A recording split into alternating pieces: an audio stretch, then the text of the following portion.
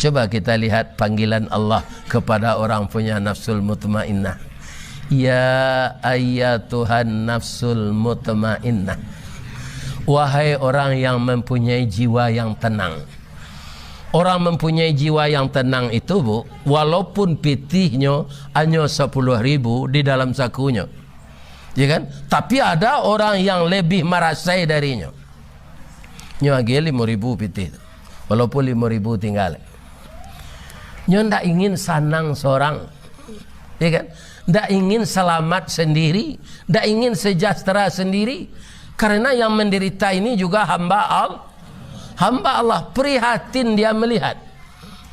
Itu nafsul mutmainnah itu, Bu. Ya kan? Dia ndak pilih-pilih orang gitu.